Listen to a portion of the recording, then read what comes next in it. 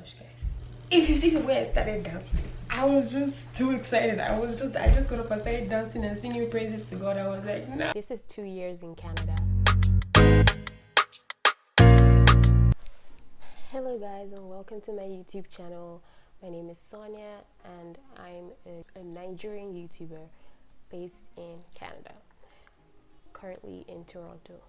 So today is my 2-year Canniversary, means I've been in Canada now for 2 years, and a lot of people have been asking me to share my story about my life in Canada as a single mom and just all the experiences so far.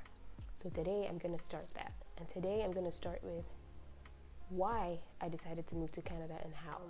I had actually decided to try to move to Canada before I found out I was pregnant, because my friend Iffy, that is so famous in my videos, her name is also so famous, had moved here, and she was encouraging me to move as well, because she just told me, you know, Chica, Nigeria is not for you, you're better off somewhere like here, like Canada, right? So I was like, okay, sure, I'll try it.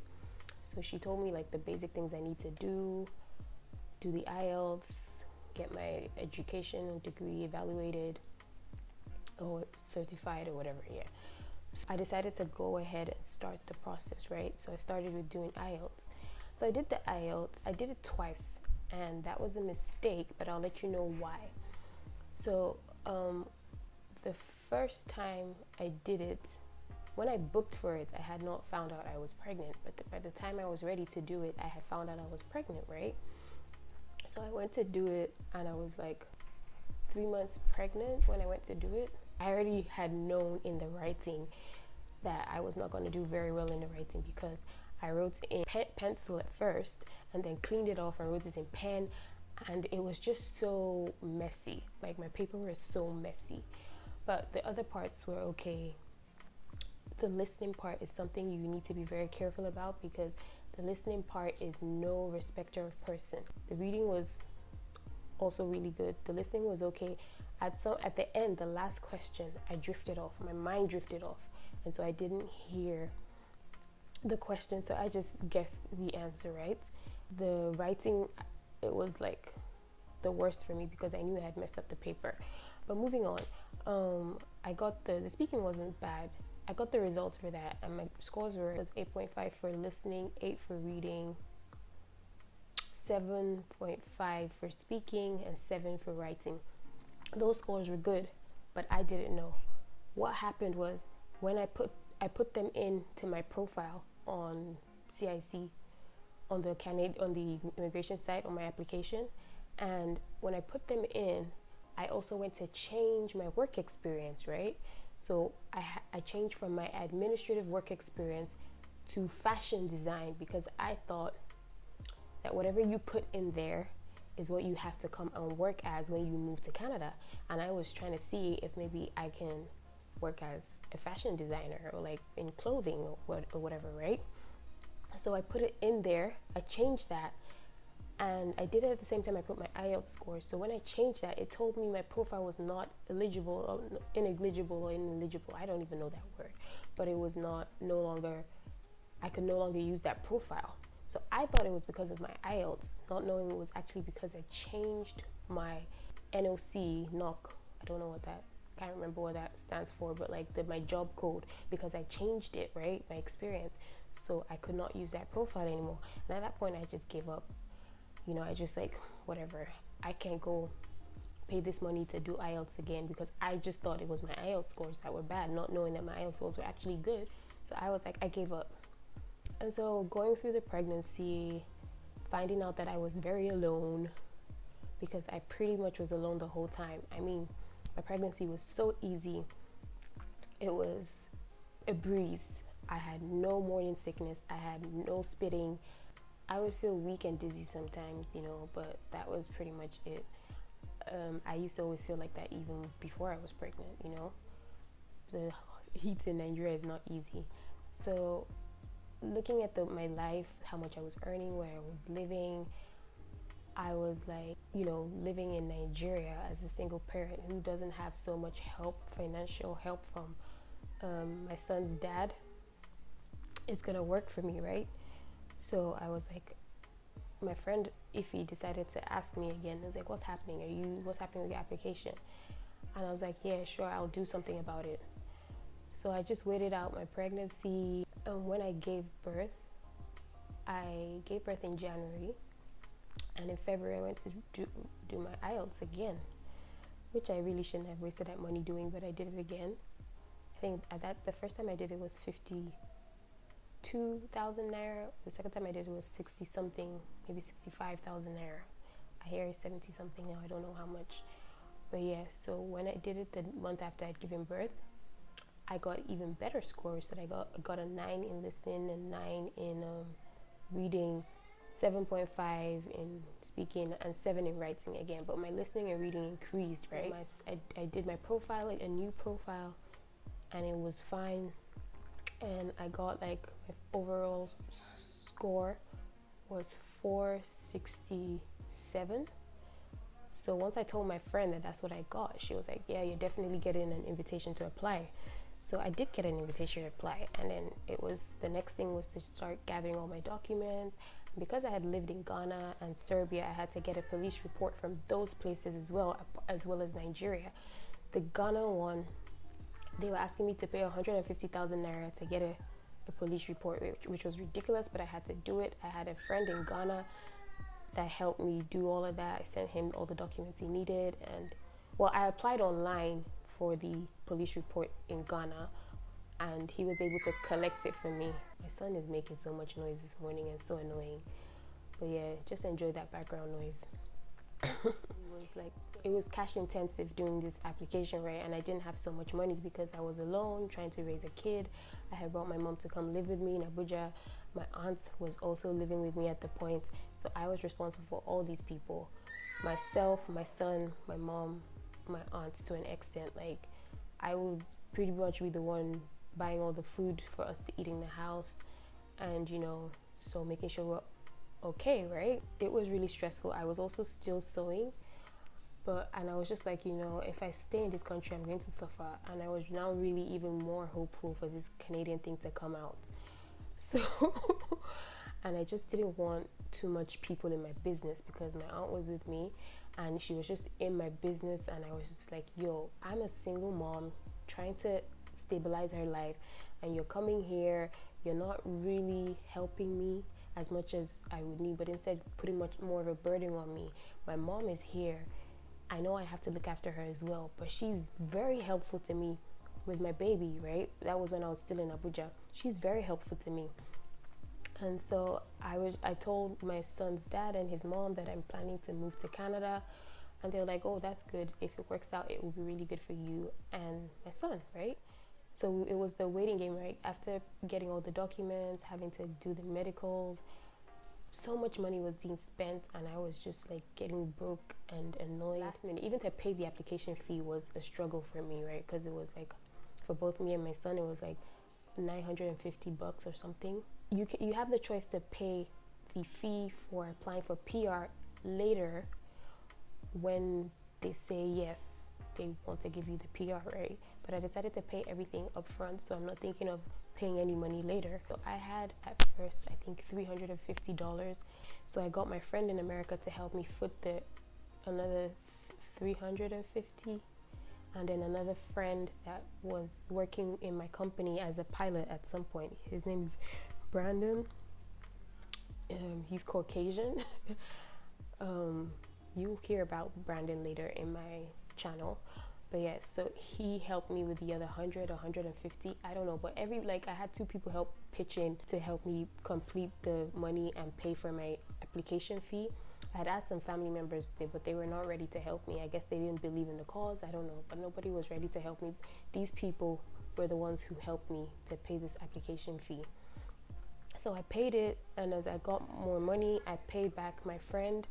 My pilot friend said I didn't need to pay him back, so that was great, but I paid back my friend who helped me actually pay the application fee online. Like, she's the one that went to my account and paid it for me.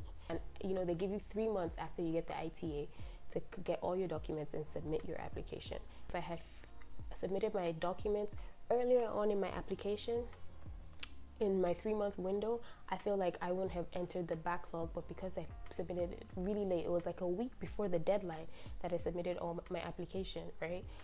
I feel like it added to the processing time, which took like a year. My application was apparently with the London office, which also apparently takes a lot of time. They're really slow from what other people had said.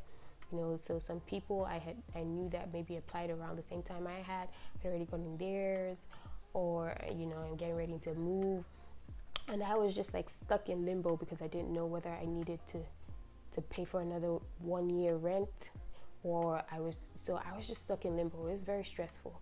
I eventually found a awesome landlord just by talking to my colleague at work. He said like he has a friend that has a basement. He doesn't want to rent it out, but he can ask him for me, because the last person he rented to was so much trouble, so he was not trying to rent it out, but for my sake he will ask, and he will let me pay every 3 months. Let me pay every 3 months. So I was like, that would be great, because I don't want to pay the whole year and then this kind of things comes out, and getting my money back is going to be stress. So I wanted to pay every 3 months till I know what's going on. And so he let me, and the rent for that place was like 1 million naira. But because he was letting me pay every 3 months, it was affordable for me to do, right? But it was still a lot of money. It was a 2-bedroom. It was a very lovely place. I loved living there. We became friends. I became friends with his wife and him and his family. It was a really good place to be living. I was somewhat at peace there. Just the fact that I spending so much money was not very peaceful, but I was at peace in the rest. And then I had some issues with my son's dad and his family, and I just blocked them. I was like, I'm not ready to talk to these people. I need peace in my life. And after blocking them, I took time to myself to just process what I want to do with my life. And I was like, okay, I'm going to just not allow this situation stress me. I'm not going to allow them stress me. And then so I unblocked them. I invited them for my son's first birthday. They didn't show up. I was like, okay, fine. Then his dad came looking for me some months after, like in April or something. We talked stuff out, and I was chill. I was like, it's okay. You do what you want to do. I'm going to leave the lines open whenever you want to see your son. That's fine. But I'm not going to allow y'all and your drama stress me anymore. I think I'm rambling off, but I'm just trying to show you like how like the motivation to come, because all the stuff that was happening at that time. He started asking me about getting married again. I was like, nope, there's no way we're getting married, because this whole time I was pregnant. This whole time I've been raising your kid. He's now 1. I haven't seen anything that would make me want to marry you, right? You haven't done anything that would be convincing to marry you. I'm not just going to do that because we have a kid together, right? And it would have been complicated if I wanted to do that, like get married to him, because I've already put in my application. That would have just made things even more stressful, having to add him, and it didn't just feel right. Not just something I wanted to do, so I didn't do it. And I was getting really frustrated being in Nigeria. I started looking for another house. I was like, I can't afford this anymore. If my son needed to go to the hospital, once I pay for that, I'm broke. Any outside incidental rather than what I had planned comes up, it's like I can't afford it. So I was like, I will become broke, right? I'll be looking for money, right? So I was like, no, I can't do this. Like, I was getting really frustrated. I had to hire a maid to help me because my mom wasn't always around, but she eventually came back, but she wasn't around for a while. In fact, I had sent my son to her at some point, and I was missing him like crazy. I was feeling sick at some point.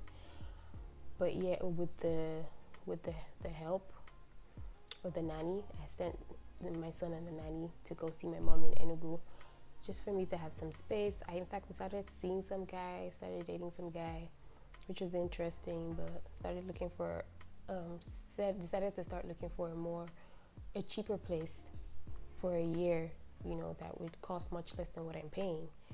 I had talked to my sister, and I had cried at some point. I cried to God, I prayed to God, I cried. I told my sister how frustrating everything was. I was like, I can't be living this life, like it's too much.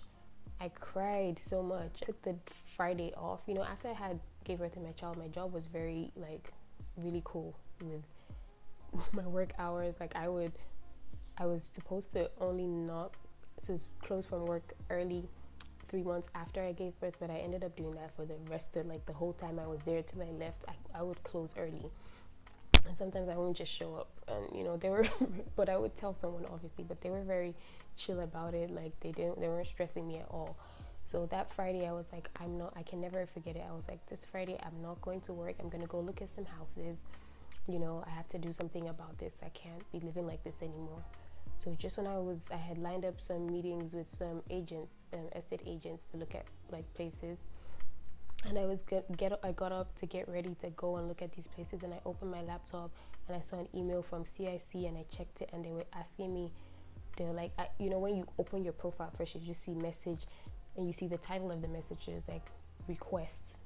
I was like, what are these guys requesting for again? It's not about time you tell me that you've approved this application, right? I was already getting frustrated, and I opened the message to read it, and they were asking for my passports, meaning that they've approved the application, and now it's time for me to submit my passport so they can put the PR visas or whatever in our passports. Oh my gosh, guys. If you see the way I started dancing, I was just too excited. I just got up and started dancing and singing praises to God. I was like, nah, prof, it's happening.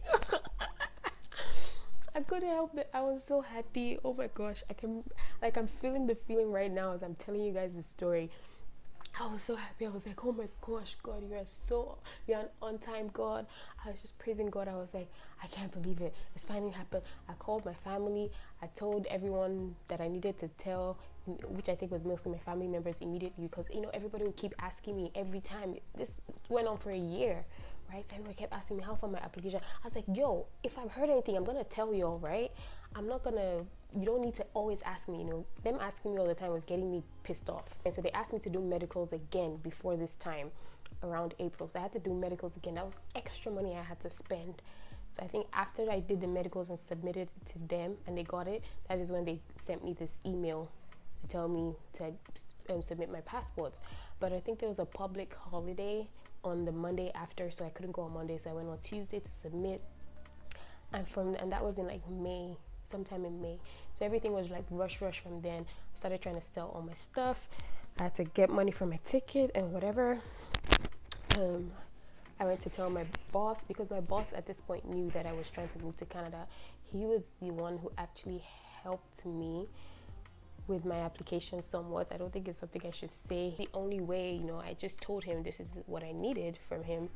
And he's the bestest, generous person. And no, he didn't like me. No, he was not into me. No, he did not try anything with me. He did not try to sleep with me, because people always believe once they hear your boss was nice to you, it's like that's the only way, because he liked you and he was. No, he didn't.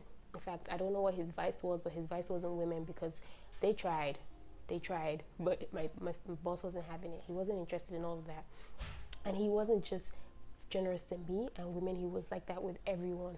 Like other big men will come and try to, like, you know, obtain him, in Nigerian speak, try to obtain him, try to finesse him.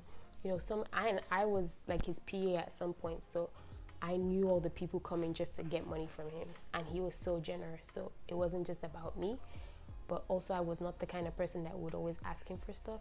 So I knew the day would come when I would need to ask him for big help, and this whole Canada situation was the time. You know, I was not trying to be one of those people that just kept asking him for things. I wanted it to be very important. I thought it was going to be for my business, but it happened to be for Canada. So moving on, I was happy when I got the email. I quickly tried to submit it. I was not trying to hurry up and get myself together to come. Bought my tickets and everything. So the issue was not like, when you come, where are you going to stay? You don't have any money. That was the issue. So I went back to my boss, and I told him that I needed money for accommodation, that I need help. He said, what is that? I said, I need money for accommodation. He said, how much is it? I told him that my friend said I should have at least like a 1,000 Canadian for each month, right? And I should have at least 3 months rent, but preferably 6 months. So I told him exactly that. And he's like, okay. And he told the secretary to call the Abuki, the Malam, and told him to bring 6,000 US and 3,000 pounds. When he brings the 6,000 US, he should give it to me, and the 3,000 pounds is for him. So I was just like thanking him. Then he sat me down, gave me so much advice, told me that I should not really move with too many Nigerians because Nigerians like competition. I should not be looking at what anybody is doing, you know. I should not be looking to see how is this person moving on. I should just face my front and face my lane and do my own thing and progress in at my own speed, my own way. I should not allow anybody to, you know, and I should not allow any man take advantage of me, that they'll see you have a kid, they won't take advantage of you. You know, he was just advising me like a dad would, because he was like a dad to me, to be honest. So he gave me a lot of advice. He said that he's happy for me because it will help me with raising my son, and that I should try and get my mom to come. So I was like, yeah, we would try to get her to come. In fact, I applied for a visa for her almost immediately, but they didn't give her. So I had to have, because I hadn't landed, right? So I had to land and whatever. Then we now tried again before she got it and was able to come in 2019. That's when she came, right? So I've already stayed like almost a year before my mom came. And he also helped with her ticket, right? Because the ticket was so expensive, and I had just started working a new job. I could not really afford the whole ticket at the point, so he helped me with most of it, like maybe $1,000, and I added the remaining $400 because it was really expensive at that point for her to come here in April 2019. But that's me babbling on. So yeah, that was my motivation for coming, how I came, how I was able to make it here. And you know, there's certain things that happen in your life that you're just thankful to God that it happened. If I did not go to Serbia to do my master's, which was also through this company somewhat that I was working at, I wouldn't have had enough points to even make it to Canada, right? I would have had to start looking for something else to help me with my points, because I applied again at 31. My profile was in when I was 31. So that age was not so bad, you know. I still got good points for age, and I got good points for IELTS. And then because I had a master's, it really like helped me with my points as well. So everything happens for a reason. And funny thing is, like, this company that I was in, I was really bored there and felt like I wasn't growing. But my boss was such a nice person, and a lot of us were in that company for that reason, because our boss is so nice. We didn't feel like we were really growing as much, but we just stayed because he was like the best person, and we were just like, we don't know what's out there. If we go somewhere else, we may get some shitty boss or an annoying place. So we just stayed. I ended up staying there for like 9 years, you know, even though I wasn't feeling very fulfilled. And I went to Serbia at some point, which you'll hear about. And so he was even the one that told me about the Serbian scholarship for my master's, because my dad had told me I don't need a master's. Thank God I didn't just listen to him, you know. So he told me about it, and I like applied and did everything, and I got it, and that's how I got my master's, and that's what also helped me get to Canada, right? So everything just happens in your life for a reason. Like, all the times I wanted to leave that company, I'd gone for job interviews, but I didn't get them, and I would feel bad I didn't get them, but God knew what he was doing. If I wasn't in this company when I was trying to come to Canada, I may not have gotten to Canada, right? Because he was very pivotal in my application to come into Canada. This is my employer, right? And you know, I still talk to him every now and then, and people from that company, because we were a family. He was like my dad, and the rest of all of us were family. So I'm still in touch with them. And so I'm just grateful that I'm here. And yes, it's been a struggle here, and I will give you more details about that. Sorry about this very long video, but I'll give you more details about my journey. But I just wanted to put this video to mark my 2-year anniversary in Canada. It's been 2 years now. It did not start off as easy, but we were able to make it. And right now my life is very peaceful. It's not the best. I'm not earning the most money. But I'm not suffering. I'm definitely not suffering. I'm so far from suffering. Like, it's a blessing. I'm blessed. I'm grateful and thankful to God. You know, I don't even always pray and request to God for so many things. I like to give him thanks. My way of requesting to God for things is thanking him in advance for those things I want. I just like Thanksgiving, because I have such a grateful heart, because all the things I've been through, God has just been wonderful to me. I have such a grateful heart. So even when people help me in one way or the other, I'm so thankful. I'm so grateful. And that's just the way I pray. I pray in thanks. And that's the way, you know, that's just the way I am. I just love to give thanks. And so my posting this is also about that, just giving thanks for how far I've come. I mean, it could be better, but I'm at peace, I'm definitely very much at peace in my life. Even times when I don't so much have money, it doesn't get to me as much as it used to be before. And those times are not really a lot, you know. I mean, there's a time I had some debt here and there because of some things I had to sort out. A credit card debt I had to sort out with my cash, so I wasn't able to pay off my credit card, but I still needed to spend but I needed the cash for something else. So, but I sorted all that, you know. I had a plan. I always have a plan. I don't spend without knowing how I'm gonna, you know, clear that. So I just had a plan, and I now don't have any more credit card debt. And I'm just grateful to God for the journey so far, for being here for 2 years in Canada. This is 2 years in Canada. I'm so grateful for everything that's happening in my life. I'm grateful that I'm not suffering and my son is flourishing and he's living his best life.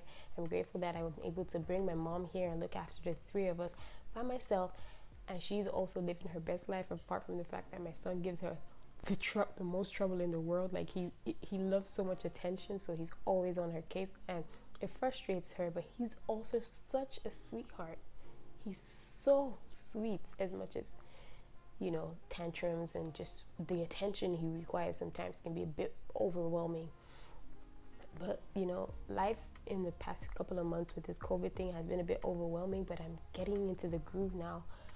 I'm able to like pace myself, try to do more time management, and things are happening. Things are going good. I like the place I'm in. I like the job I'm in.